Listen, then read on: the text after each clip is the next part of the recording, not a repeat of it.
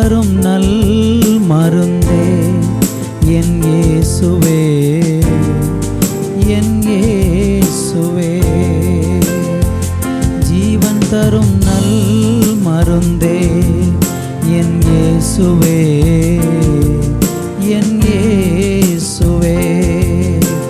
வழியும் சத்தியமும் ஜீவனுமானவர், வழியும் சத்தியமும் ஜீவனுமானவர். நித்திய ஜீவனை நம்மில் தருபவர், நித்திய ஜீவனை நம்மில் தருபவர். ஜீவன் தரும் நல் மருந்தே என் இயேசுவே, என் இயேசுவே. ஜீவன் தரும் நல் மருந்தே என் இயேசுவே, என் இயேசுவே.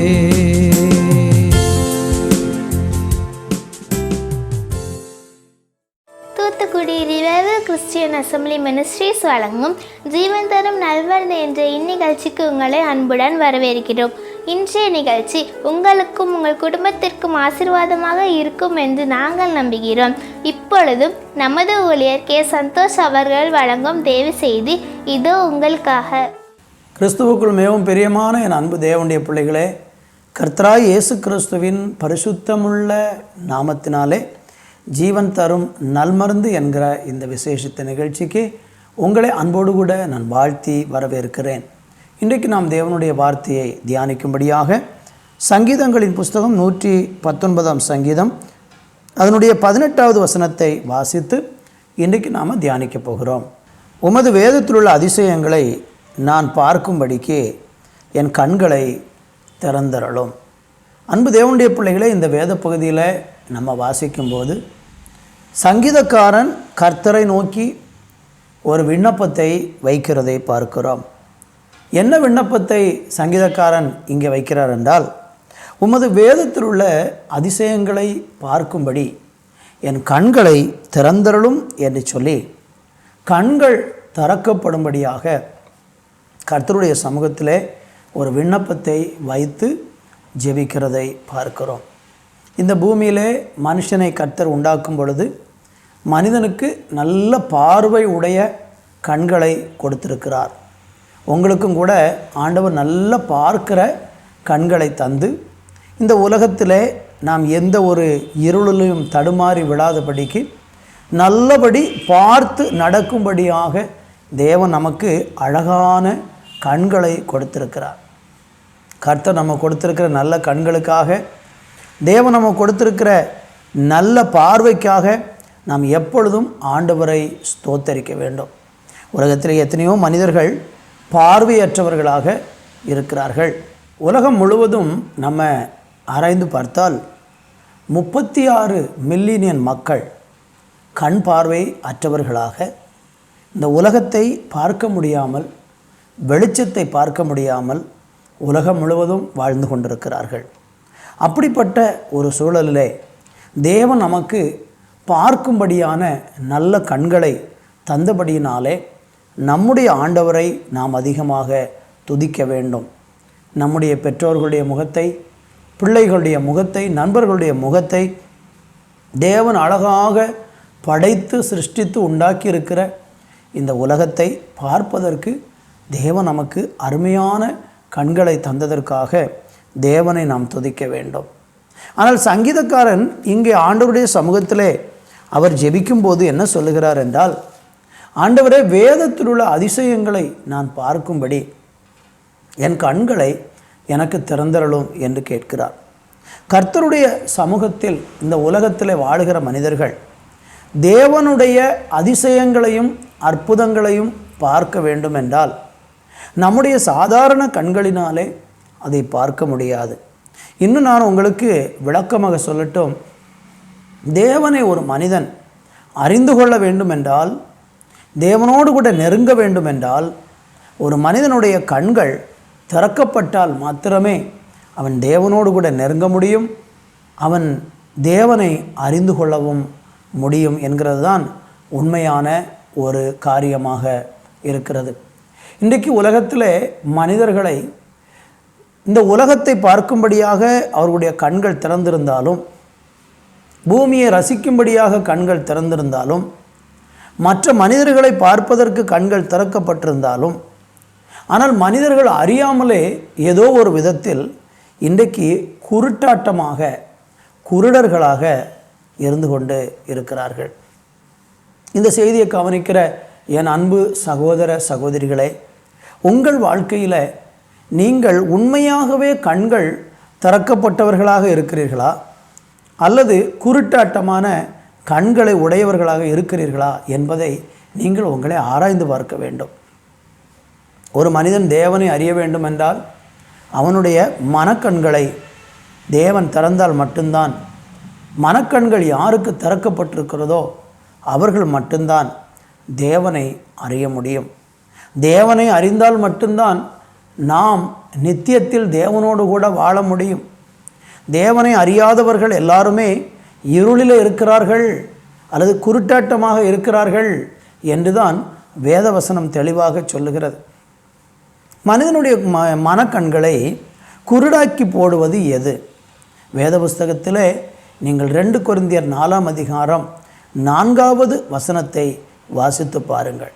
தேவனுடைய சாயலாய் இருக்கிற கிறிஸ்துவின் மகிமையான சுவிசேஷத்தின் ஒளி அவிசுவாசிகளாகிய அவர்களுக்கு பிரகாசமாய் இராதபடிக்கு இப்பிரபஞ்சத்தின் தேவனானவன் அவர்களுடைய மனதை குருடாக்கினான். அழகாக வேதம் சொல்லுகிறது. ஒரு மனுஷனுடைய கண்கள் எப்படி குருடாகிறது, அந்த மனிதனுடைய கண்கள் குருட்டாட்டமாக மாறுவதற்கு யார் காரணமாக இருக்கிறான் என்கிற சத்தியம் இந்த வேதவசனத்தில் தெளிவாக சொல்லப்பட்டிருக்கிறது. மனுஷனுடைய கண்களை ஏன் குருடாக்கப்படுகிற ஒரு நிலைக்கு மனுஷன் போகிறான், அல்லது மனிதனுடைய கண்கள் ஏன் குருடாக்கப்படுகிறது? ஒன்று நீங்கள் கவனிக்க வேண்டும். இப்பிரபஞ்சத்தில் தன்னை தேவனாக காட்டிக்கொண்டு தேவன் அல்லாத ஒருவன் இந்த உலகத்தில் இருந்து கொண்டிருக்கிறான். அவனை வேதம் பிசாசு என்று சொல்லப்பட்டிருக்கிறது. இந்த பிசாசு தன்னை தேவனாக காண்பித்து இந்த உலகத்துக்கு நான் தேவன் என்று சொல்லி மனிதர்களை வஞ்சித்து இப்பிரபஞ்சத்தின் தேவனாகிய இந்த பொல்லாத பிசாசு மனிதர்களை இன்றைக்கி குருடாக்கி வைத்திருக்கிறான். இந்த வசனத்தில் நீங்கள் பார்க்கும்போது ஏன் குருடாக்கி வைத்திருக்கிறான் என்றும் அந்த வசனம் நமக்கு தெளிவாக சொல்லுகிறது. எதற்காக பிசாசு இன்றைக்கு மனிதனுடைய கண்களை குருடாக்கி போடுகிறான்? நீங்கள் நல்லா கவனித்து பார்க்கணும். வேதவசனம் ரொம்ப தெளிவாக நமக்கு இந்த உண்மையை கற்றுக் கொடுக்கிறது. ஏன் பிசாசு இன்றைக்கு மனிதனுடைய கண்களை குருடாக்கி போடுகிறானா? சுவிசேஷத்தின் ஒளி அவர்களுக்கு பிரகாசமாய் இராதபடிக்கே என்று சொல்லப்பட்டிருக்கிறது. ஒரு மனிதனுடைய மனக்கண்களை திறப்பதற்கான வல்லமையும் வலிமையும் சுவிசேஷத்திற்கு மாத்திரம்தான் இருக்கிறது. இயேசு கிறிஸ்துவனுடைய ரட்சிப்பின் செய்தி ஒரு மனிதனுடைய குருட்டாட்டமாக இருக்கிற கண்களை திறக்கிறது என்று வேதம் சொல்லுகிறது. அவனுடைய குருடான கண்களை திறந்து அந்த சுவிசேஷம் அவனை வெளிச்சத்துக்குள்ளே நடத்துகிறது என்கிற உண்மையை வேதம் நமக்கு கற்றுக் கொடுக்கிறது. 6வது வசனம் சொல்லுகிறது, இருளில் இருந்து வெளிச்சத்தை பிரகாசிக்க சொன்ன தேவன் இயேசு கிறிஸ்துவின் முகத்திலுள்ள தமது மகிமையின் அறிவாகிய ஒளியை தோன்ற பண்ணும் பொருட்டாக எங்கள் இருதயங்களில் பிரகாசித்தார். அப்போ தேவன் ஒரு மனுஷனுடைய இருதயத்தில் இருக்கக்கூடிய அந்த இருளை அல்லது அந்த குருட்டாட்டத்தை நீக்குவதற்காக சுவிசேஷத்தை கொண்டு ஒரு மனிதனுடைய இருதயத்தை ஆண்டவர் திறக்கிறார். மனிதனுடைய மனக்கண்கள் திறக்கப்படுவதற்கு இது ஒன்றுதான் வழி. வேறு எந்த வழியிலையும் மனிதனுடைய கண்கள், மனக்கண்கள் திறக்கப்படவே செய்யாது. ஒரு மனுஷன் மனக்கண்கள் திறக்கப்பட்டாதான் அவன் எப்படிப்பட்ட பாதையில் போய்கொண்டிருக்கிறான் என்பது அவனுக்கு தெரியும். இன்றைக்கி உலகத்தில் பாருங்களேன், குடிக்கிறவங்க, வெறிக்கிறவங்க, விபச்சார வேசித்தனம் பண்ணுறவங்க, மற்றவர்களை ஏமாற்றி கொள்ளையடிக்கிறவங்க, லஞ்சம் வாங்கி இன்னும் அநியாயமான வழிகளில் நடக்கிறவங்க, எல்லா விதமான குற்றங்களையும் மறைமுகமாக செய்து கொண்டு அதில் இன்பம் கண்டு வாழக்கூடிய மனிதர்கள் இன்றைக்கி உலகத்தில் நிறைய பேர் இருக்கிறாங்க.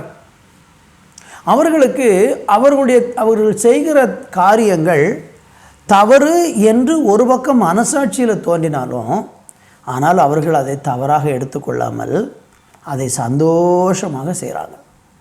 ஏனென்றால் அது அவங்களுக்கு அந்த தவறினுடைய விளைவும் அவங்களுக்கு புரியலை. அவங்கள அதை புரிய விடாதபடிக்கு பிசாசு என்ன பண்ணுறான்னா, அந்த பாவத்தை செய்ய வச்சு அந்த பாவத்தினால் வருகிற சந்தோஷத்தை அனுபவிக்கும்படியாக அவங்க இருதயத்துக்குள்ளே கேடான எண்ணங்களினாலே அவங்கள நிரப்பி அவங்கள புரிய விடாமல் ஆக்கி வச்சிருக்கிறான். ஒரு மனிதனுக்கு மனக்கண்கள் திறக்கப்பட்டாதான் அவன் எந்த வழியில் நடந்து கொண்டிருக்கிறான், அவன் போகிற பாதை எது, அவனுடைய வாழ்க்கையினுடைய முடிவு என்னதாக முடியும், எதிர்காலம் எப்படி இருக்கும், இந்த தவறு பண்ணுறோமே, இந்த பாவத்தை செய்கிறோமே, இதனால் நமக்கு என்ன பாதிப்பு உண்டாகுங்கிற உணர்வும் சிந்தனையும் மனக்கண்கள் திறக்கப்பட்ட மனுஷனுக்கு மட்டும்தான் உண்டாகும். மனக்கண்கள் திறக்கப்படாதவங்களுக்கு அவங்க செஞ்ச தவறுகள் அல்லது செய்து கொண்டிருக்கிற தவறுகள் தவறாகவே தெரியாது. ஒரு தவறை செய்துவிட்டு அதை சில நன்மைகள் செய்து அதை சரி செய்து விடலாம் என்று எண்ணி தங்களுடைய வாழ்க்கையை இன்னும் கேடு உள்ளதாக மாற்றிக்கொள்ளுகிறார்கள்.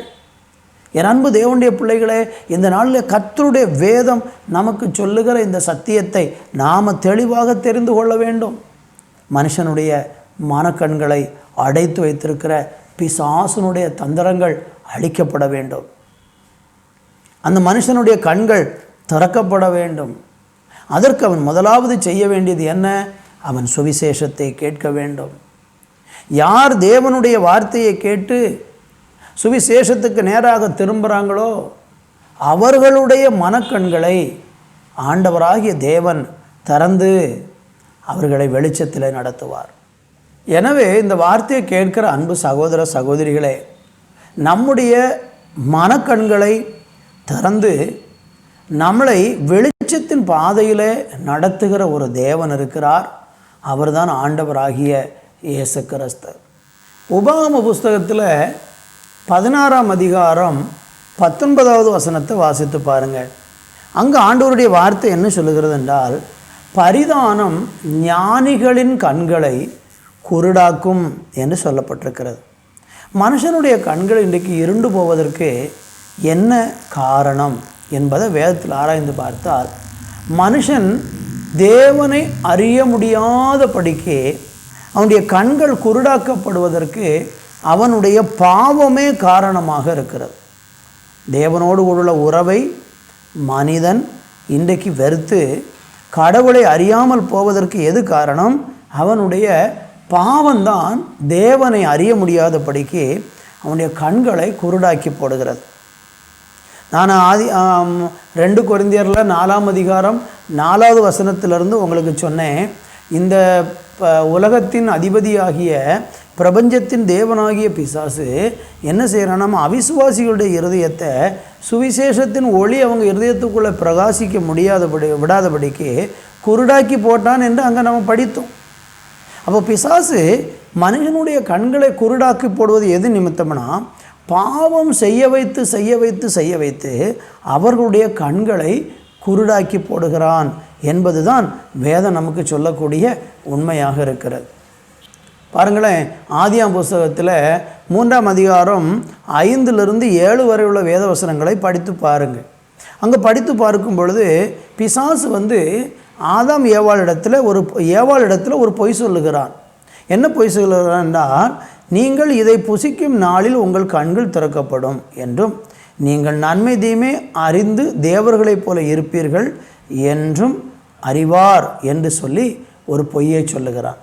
இவன் என்ன சொல்கிறான்? நீங்கள் இந்த தோட்டத்தின் நடுவில் இருக்கக்கூடிய நன்மை தீமை அறியத்தக்க அந்த விருட்சத்தின் பலனை நீங்கள் சாப்பிட்டீங்கன்னா உங்களுக்கு கண்கள் திறக்கப்படும் அப்படின்னு சொல்கிறான். உண்மையிலே நீங்கள் படித்து பார்த்தீங்கன்னா 7வது வசனத்தில் அவங்களுடைய கண்கள் திறக்கப்பட்டது. ஆனால் கண்கள் திறக்கப்பட்ட போது அவங்களுக்கு உண்டான காரியம் என்ன? அவர்கள் தங்கள் நிர்வாணிகள் என்று அறிந்து அவர்கள் அத்தி இலையை தைத்து தங்களுக்கு அரக்கச்சைகளை உண்டு பண்ணினார்கள். அதுக்கப்புறம் பகலில் குளிர்ச்சியான வேளையில் தோட்டத்தில் உலாவுகிற தேவனாகிய கர்த்தருடைய சத்தத்தை அவர்கள் கேட்டார்கள். அப்பொழுது ஆதாமும் அவனுடைய மனைவியும் தேவனாகிய கர்த்தருடைய சந்நிதிக்கு விலகி தோட்டத்தின் விருட்சங்களுக்குள்ளே ஒளிந்து கொண்டார்கள். பிசாசு என்ன சொல்லிட்டா, நீங்கள் இதை சாப்பிட்டீங்கன்னா உங்கள் கண்கள் திறக்கப்பட்டுரும். அவங்க கண்கள் திறக்கப்பட்டது. ஆனால் உண்மையில் சொல்லப்போனால் அவங்க கண்கள் திறக்கப்பட்டதா அப்படின்னா அவங்கள பாவம் செய்ய வச்சு அவங்களுடைய மனக்கண்களை குருடாக்கிட்டான். அவங்க மனக்கண்கள் குருடாயிற்று. கடவுளை அறிய முடியல. அந்த நெருக்கமான உறவிலிருந்து அவங்க பிரிக்கப்பட்டுட்டாங்க. இப்போ தேவன் தோட்டத்துக்குள்ளே வரும்போது தேவனோடு கூட அவங்க நெருங்கி இருக்கக்கூடியவங்க. இவங்க இப்போ என்ன நடக்குதுன்னா, தேவனுக்கு பயந்து ஒளிய ஆரம்பிச்சிட்டாங்க. தேவனை விட்டு தூரமாக்கப்பட்டு விட்டார்கள். பிசாசு இன்றைக்கு உங்கள் கண்கள் திறக்கும், நீங்கள் எல்லாவற்றையும் அறிந்து கொள்ளலாம் என்று சொல்லி நிறைய பொய்யான வாக்குறுதிகளை கொடுப்பான். இந்த பூமியில் சில விஷயங்களை தேவன் நம்முடைய கண்களுக்கு மறைச்சி வச்சிருக்கிறாரு. எல்லாத்தையும் நம்ம அறிந்து கொள்ளணும்னு ஆசைப்படுகிறது பாவம். ஆதாம் ஏவாளுக்கு சிலதை மறைச்சி வச்சுருந்தார். அவங்களுக்கு மறைச்சி வச்சுருந்தது என்னென்னா, அவர்களுடைய நிர்வாணத்தை கர்த்தர் அவங்களுக்கு மறைத்து வைத்திருந்தார்.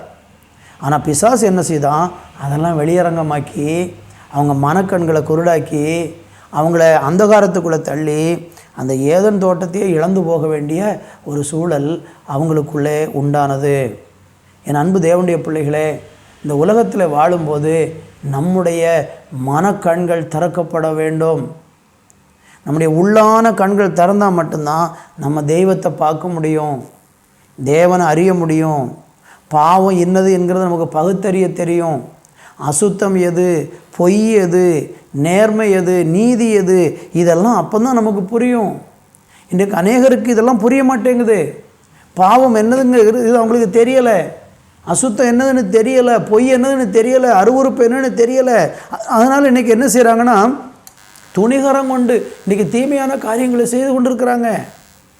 காரணம், அவங்க கண்கள் மூடப்பட்டு கிடக்கிறது. கர்த்தருக்கு மகிமை உண்டாவதாக. ஏசாயா தீர்க்க தரிசனத்தில் 43:8 நீங்கள் படித்து பார்த்தீங்கன்னா, கண்கள் இருந்தும் குருடராக இருக்கிற ஜனங்கள், செவிகள் இருந்தும் கேட்க முடியாத செவிடர்களாக இருக்கிற ஜனங்கள் அப்படின்னு கர்த்தர் சொல்கிறார்.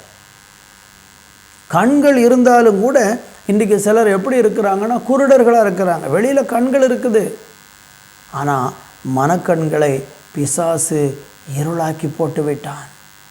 இந்த செய்தியை கேட்கிற உங்கள் வாழ்க்கையில் அப்படி நடந்திருக்குதா? உங்கள் கண்கள் இருளாக்கப்பட்டு கிடக்குதா? தேவனை அறிய முடியாமல் இன்றைக்கி நீங்கள் இருக்கிறீங்களா? நீங்கள் இன்றைக்கி உங்கள் கண்கள் திறக்கப்படணும்னு தேவனை நோக்கி வேண்டிக் கொள்ளுங்க. ஆண்டவர் உங்களுடைய கண்களை திறந்து தேவனை அறிகிற அந்த அறிவினால் உங்களை நிரப்பும்படியாக இன்றைக்கி கர்த்தர் விரும்புகிறார். ஆதலால் நம்முடைய கண்கள் திறக்கப்பட வேண்டியது அவசியமாக இருக்கிறது. ஏன் மனுஷனுடைய கண்கள் இன்றைக்கு இருளாய் போய்விடுகிறது? ஏன் கண்கள் திறக்க முடியாமல் போகிறது? நான் ஆரம்பத்தில் சொன்னது போல் உபாகமம் புஸ்தகம் 16ஆம் அதிகாரம் 19 வசனத்தில், பரிதானம் ஞானிகளின் கண்களை குருடாக்கும். லஞ்சம் வாங்குறவங்க, ஊழல் செய்கிறவங்க, அசுத்தமான காரியங்களை செய்கிறவங்க, அவங்க கண்கள் குருடாக்கப்படுகிறது. அவங்க மனக்கண்கள் பாவம் செஞ்சு கண்கள் குருடாக்கப்படுகிறது. அப்படி குருடாக்கப்பட்ட மனிதர்களுடைய கண்களை ஆண்டவர் திறக்க இன்றைக்கு ஆசைப்படுகிறார். ஒருவேளை இந்த செய்தியை கவனிக்கிற உங்கள் வாழ்க்கையில் நீங்கள் தேவனை அறிய முடியாதபடிக்கு உங்கள் கண்கள் குருடாக்கப்பட்டிருக்கிறது என்றால், இன்றைக்கு நீங்கள் தேவன் அண்டைக்கு திரும்ப வேண்டியது அவசியமாக இருக்கிறது. தேவனை அறிய வேண்டியது அவசியமாக இருக்கிறது. எப்பொழுது ஒரு மனிதனுடைய கண்கள் திறக்கப்படுகிறது? வேதத்தில் படித்து பாருங்கள். ஆதியாகமம் புஸ்தகம் 21ஆம் அதிகாரம் 19ஆம் வசனத்தில் ஆகாரை குறித்து வேதம் ஒரு காரியத்தை நமக்கு சொல்கிறது. ஆகார் ஆபிரகாமினுடைய வீட்டை விட்டு துரத்தப்படுகிறாள்.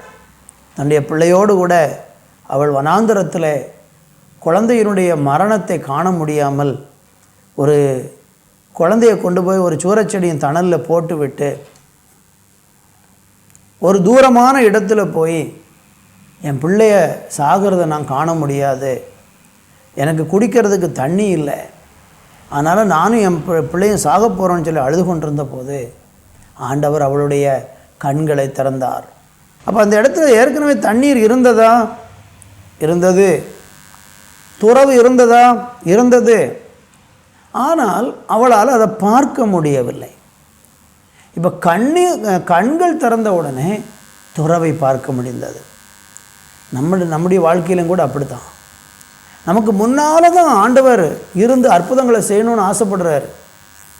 உங்களை எல்லா நன்மைகளினாலே நிரப்பி உங்கள் கண்களுக்கு முன்னால் எல்லாம் வச்சிருக்கிறாரு. ஆனால் அதை பார்க்க முடியலை. தேவன் உங்களுக்கு சமீபமாக இருக்கிறாரு, ஆனால் உங்களால் அவரை பார்க்க முடியலை. காரணம் என்ன? கண்கள் மூடப்பட்டிருக்கிறது. அதனால தான் சங்கீதக்காரன் சொன்னார், வேதத்தில் உள்ள அதிசயங்களை நான் பார்க்கும்படி என் கண்களை திறந்தருளும் ஆண்டவரே என்று கேட்கிறதை பார்க்கிறோம். இன்றைக்கி நாமும் கூட ஆண்டவரை பார்த்து, ஏசப்பா என் கண்களை திறந்தருளுங்க, நானும் உங்களை பார்க்கணும், நான் இந்த இருளிலிருந்து வெளியே வரணும், இந்த அந்தகாரத்தை விட்டு நான் வெளியே வரணும், தேவனை பார்க்கணும், தேவனுடைய அதிசயங்களை பார்க்கணும், தேவனோடு கூட பயணிக்கணும், இந்த பாவ அருவருப்பாகிய இருளிலிருந்து நான் வெளியே வரணும், ஆண்டவரே எனக்கு உதவி செய்யுங்க என்று நீங்கள் கேட்டால் நிச்சயமாக ஆண்டவர் உங்களுடைய வாழ்க்கையிலையும் அற்புதம் செஞ்சு உங்கள் கண்களை கட்டாயம் திறந்துருடுவார். கட்டாயம் திறந்துருடுவார். வேதத்தில் 1 புஸ்தகத்தில் 22:31 வாசித்து பாருங்கள். பிலேயாமனுடைய கண்களை கர்த்தர் திறந்தார் என்று சொல்லப்பட்டிருக்கிறது.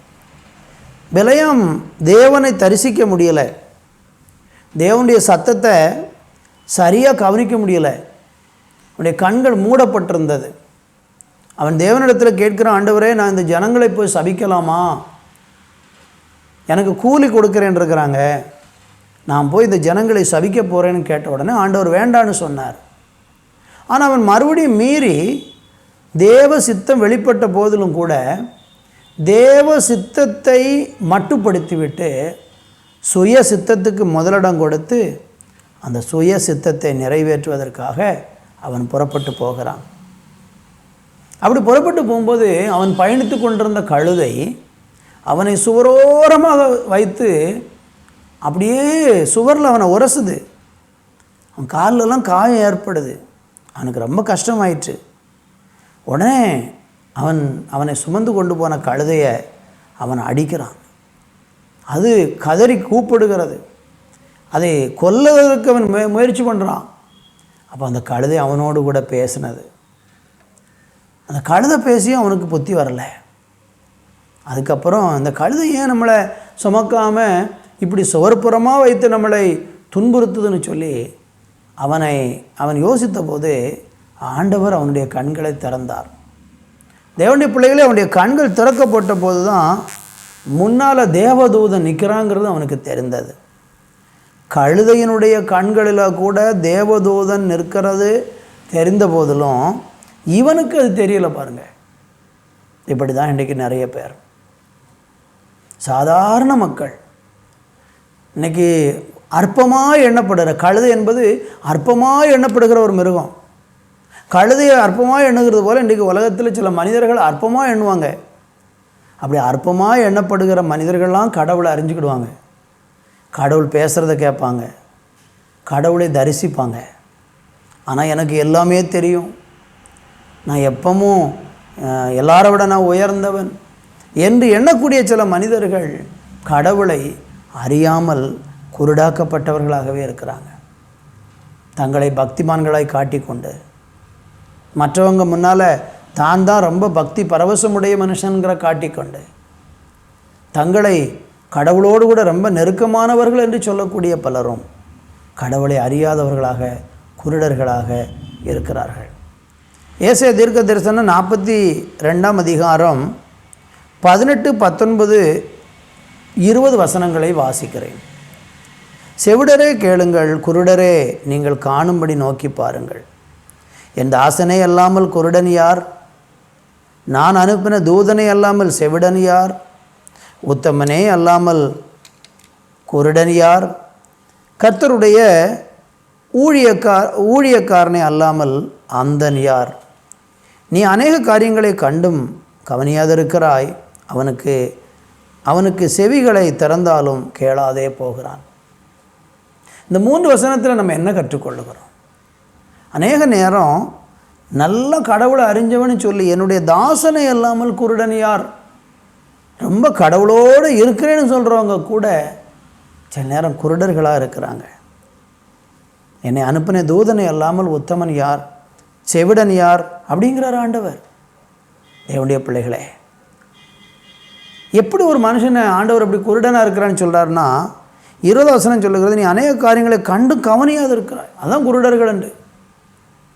யாரை தேவன் குருடர் என்று சொல்லுகிறார்னா, சில காரியங்களை கண்டும் காணாதவர்கள் போல் இருக்கிறவங்களை பார்த்து தான் ஆண்டவர் குருடர்கள் என்று சொல்கிறார். என் அன்பு தேவ பிள்ளைகளே, பிலேயாமனுடைய வாழ்க்கையை நம்ம ஆராய்ந்து பார்க்கும்போது அவன் தேவனோடு கூட இருக்கிற மனுஷனாகிய ஒரு தீர்க்கதரிசி போல் இருக்கிறான். ஆனால் அவன் குருட்டாட்டம் உள்ளவனாக இருந்தான். கடவுளை பற்றி ரொம்ப தெரியும், நல்ல தீர்க்க தரிசனம் சொல்கிறவனாக இருந்தான். ஆனால் அவனுக்குள்ள ஒரு பொய்யினாவையும் இருந்தது. அவன் வஞ்சிக்கப்பட்ட ஒரு தீர்க்கதரிசியாக இருந்தான். அதனால் அவன் பார்வை தேவனை அறிய முடியாமல் போய்விட்டது. சங்கீதம் 19 சங்கீதம் 8வது வசனத்தை நீங்கள் படித்து பார்த்தீங்கன்னா, கர்த்தருடைய கற்பனைகள் தூய்மையும் கண்களை தெளிவிக்கிறவையுமாக இருக்கிறது என்று சொல்லப்பட்டிருக்கிறது. ஒரு மனிதனுடைய கண்கள் எப்பொழுது திறக்கப்படும் என்றால், கர்த்தருடைய வேதத்தினால தான் மனுஷ கண்கள் திறக்கப்படும். நீங்கள் கண்கள் குருடாக்கப்பட்ட நிலையில் இன்றைக்கு இருந்து கொண்டிருக்கிறீங்கன்னா, கர்த்தருடைய வேதத்தை திறந்து படித்து பாருங்கள். ஒவ்வொரு நாளும் அந்த வேதத்தின் மேலே கவனம் வச்சு நீங்கள் வாசிச்சிங்கன்னா, பெரிய பாவத்தையும் ஒன்றுமே இல்லை என்கிற எண்ணத்தோடு செய்து கொண்டிருந்த உங்கள் வாழ்க்கையில் சின்ன தவறு, ஒரு சின்ன இடர்ல வரும்போதே மனசுக்குள்ளே உறுத்த ஆரம்பிச்சிடும். இந்த வேதத்தை படிக்கிறவங்களுடைய கண்களை கர்த்தர் நிச்சயமாக தெளிவாக்குவார். அவனுடைய குருட்டாட்டத்தை மாற்றிடுவார். இந்த வேதம் அநேகருடைய வாழ்க்கையை வெளிச்சமாக்கி இருக்கிறது. அந்தகாரத்திலிருந்து அவங்கள மீட்டிருக்கிறது, அவங்கள மேன்மைப்படுத்தி இருக்கிறது.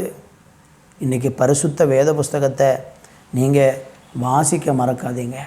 மார்க்கு சுவிசேஷம் 8ஆம் அதிகாரத்தில் வாசிக்கும்போது 22 நம்ம படிக்கிறோம். அங்கே சொல்லப்பட்டிருக்கிறது, பின்பு அவர் பெத்சாய்தா ஊருக்கு வந்தார். அப்பொழுது ஒரு குருடனை அவரிடத்தில் கொண்டு வந்து அவனை தொடும்படி அவரை வேண்டிக் கொண்டார்கள். அவர் குருடனுடைய கையை பிடித்து அவனை கிராமத்துக்கு வெளியே அழைத்து கொண்டு போய் அவன் கண்களில் உமிழ்ந்து அவன் மேல் கைகளை வைத்து, எதையாகிலும் காண்கிறாயா என்று கேட்டார். அவன் ஏறிட்டு பார்த்து, நடக்கிற மனுஷரை மரங்களைப் போல காண்கிறேன் என்றான். பின்பு அவர் மறுபடியும் அவன் கண்களின் மேல் கைகளை வைத்து அவனை ஏறிட்டு பார்க்கும்படி செய்தார். அப்பொழுது அவன் சொஸ்தமடைந்து யாவரையும் தெளிவாய் கண்டான். அருமையான தேவனுடைய பிள்ளைகளே, நம்முடைய கண்கள் பூரணமாக திறக்கப்படணும். தேவன் அறகுறையே அறிகிற மாதிரி இருக்கக்கூடாது. முழுமை ஆண்டவர் அறியணும். நம்முடைய கண்கள் பூரணமாய் திறக்கப்பட்டால் மட்டும்தான் தேவனை அறிய முடியும். அறகுறையாக அன்றைக்கி அநேகர் சிலதை அறிஞ்சு வச்சுக்கிட்டு, எனக்கு எல்லாம் தெரியும், நான் எல்லாம் அறிஞ்சிருக்கிறேன் அப்படி சொல்லி தவறாக புரிந்து கொண்டு, அதனால தான் இன்றைக்கி கள்ள போதனைகளும் தவறான உபதேசங்களும் இன்றைக்கு கிறிஸ்தவத்துக்கு பெரிய சவாலாக இருந்து கொண்டிருக்கிறது. அப்படிப்பட்ட சவாலான கள்ளப்போதனைகள் உருவாவதற்கு என்ன காரணம்னா, தெளிவாக அறியலை. அப்போ இவங்க இன்றைக்கி அறகுறையாக அறிஞ்சு வச்சுட்டு இன்றைக்கி அநேகர் எல்லாம் தெரியும்னு நடக்கிறதுனால அந்த மாதிரி ஆட்களுடைய வஞ்சகத்தில் விழுந்து அநேகர் இன்றைக்கி குருடாக்கப்பட்டு போகிறத பார்க்குறோம். அதனால் தேவனுடைய பிள்ளைகளே, நம்முடைய கண்கள் திறக்கப்பட வேண்டும், திறக்கப்பட வேண்டும். தெளிவாக அறியணும். நம்ம தேவனை நல்லா அறியணும், தேவனுடைய பிள்ளையாக மாறணும், சுவிசேஷத்தை நல்லா கேட்கணும், வேதத்தை நல்லா வாசிக்கணும், ஆண்டவரை நோக்கி என் கண்களை திறந்திரணும் ஆண்டவரே என்று கேட்கணும். அப்படி செய்யும் பொழுது தேவன் நம்முடைய கண்களை திறந்தருளுவார், எல்லாம் தெளிவடையும். சுவிசேஷத்தின் மூலம் கண்கள் திறக்கப்பட்டு நம்ம வெளிச்சத்தின் பிள்ளைகளாக மாறிவிடுவோம். 1 தெசலோனிக்கருக்கு எழுதின நிருபம் 5ஆம் அதிகாரத்தில் 5வது வசனம் சொல்லுகிறது, நீங்கள் எல்லாரும் வெளிச்சத்தின் பிள்ளைகளும் பகலின் பிள்ளைகளுமாய் இருக்கிறீர்கள். நாம் இரவுக்கும் இருளுக்கும் உள்ளானவர்கள் அல்லவே. ஆகையால் மற்றவர்கள் தூங்குறது போல நானும் தூங்காமல் விழித்து கொண்டு தெளிந்தவர்களாய் இருக்க கடவோம். அருமையான தேவனுடைய பிள்ளைகளே, நாம் ஆண்டவர் சொல்கிறாரு வெளிச்சத்தின் பிள்ளைகளாக இருக்கிறோம். இந்த மனக்கண்கள் யாருக்கெல்லாம் திறக்கப்பட்டிருக்கிறதோ அவங்கள எல்லாரையும் ஆண்டவர் வெளிச்சத்தின் பிள்ளைகள்னு சொல்கிறார். அவங்க வாழ்க்கையில் தடுமாற்றமே இல்லை. அவங்க அந்தகாரத்தில் வாழ்ந்து விழுந்து போக மாட்டாங்க. கண்கள் திறக்கப்பட்டவங்க தடுமாற மாட்டாங்க. அவங்களுக்கு வீழ்ச்சி என்பது இல்லை. ஆனால் கண்கள் திறக்கப்படாத மனிதர்கள் இந்த உலகத்தில் விழுந்து போவாங்க, அடிக்கடி விழுந்து போவாங்க, எழும்ப முடியாது. எனவே உங்கள் வாழ்க்கையில் வீழ்ச்சிகள் வருகிறதா, கண்கள் திறக்கப்படுறதுக்காக தேவனிடத்தில் ஜெபம் பண்ணுங்க. அப்படி ஜெபிக்கும் போது உங்கள் கண்களை தேவன் திறந்து, மனக்கண்களை திறந்து, வசனத்தின் மூலமாய் மனக்கண்களை திறந்து, சுவிசேஷத்தின் மூலமாய் மனக்கண்களை திறந்து தேவனை அறிந்து கொள்ளவும் அதன் மூலம் நீங்கள் ஆசீர்வதிக்கப்படவும் முடியும். ஜெபிக்கலாமா? நல்ல தகப்பனே, இருளில் இருந்து வெளிச்சத்தை பிரகாசிக்க பண்ணுகிற தேவன், அந்த காலத்திலிருந்து ஆச்சரியமான ஒளியினிடத்திற்கு எங்களை வரவழைத்த தேவன், மனக்கண்களை திறந்தருளுகிற தேவன், அப்பா, குருட்டாட்டத்திலும் பாவத்திலும் வாழ்ந்து கொண்டிருக்கிற மனிதர்களை மனக்கண்களை திறந்தருளி ஆசீர்வதிக்கும்படியே ஜெபிக்கிறேன். அல்லேலூயா. ஒருவேளை பார்க்க முடியாமல் சரீரத்தில் உள்ள உறுப்பாகிய கண்கள் குருடாக்கப்பட்டு யாராயும் இந்த செய்தியை கேட்டிருக்காங்கன்னா அவங்களுடைய கண்களையும் ஆண்டவர் திறந்தரலும். கண்ணில் பாதிப்புள்ளவர்களுக்காய் ஜெபிக்கிறேன். இயேசுவின் நாமத்தில் அவருடைய கண்கள் திறக்கப்படட்டும். விசுவாசத்தோடு கண்களில் கைகளை வைத்து ஜெபிக்கிற பிள்ளைகள் இயேசுவின் நாமத்தில் சுகத்தை பெற்றுக்கொள்வார்களாக. விசுவாசத்தோடு கண்களை தொடுவீராக. விசுவாசத்தோடு கூட ஜெபிக்கிற பிள்ளைகளுடைய கண்களை தொடுவீராக. ஆமேன், ஆமேன். வியாதி கட்டுகளை கர்த்தர் அறுத்து போடுங்க. பலவீன கட்டுகளை அறுத்து போடுங்க. பாவத்தின் அடிமைத்தனத்துக்குள் வாழ்ந்ததுனால வாழ்க்கையெல்லாம் இருளாகி கண்கள் மூடப்பட்டு கிடக்கிற அந்தகாரத்தில் குருடர்களாய் வாழ்ந்து கொண்டிருக்கிற பிள்ளைகளை ஏசப்பா இன்றைக்கே வெளிச்சத்தின் பிள்ளைகளாய் மாற்றுவீராக என்று ஆசீர்வதித்து ஜெபிக்கிறேன்.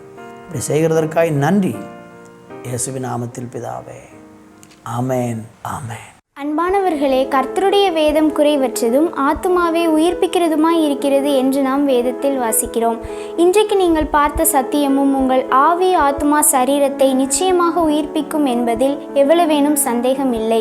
மீண்டும் அடுத்த வார நிகழ்ச்சிக்காக ஜெபத்துடனும் எதிர்பார்ப்புடனும் காத்திருப்போம். கர்த்தர் உங்களை ஆசீர்வதிப்பாராக. ஆமேன்.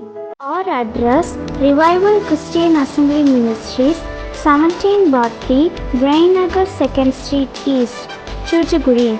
Contact 944 277 8986.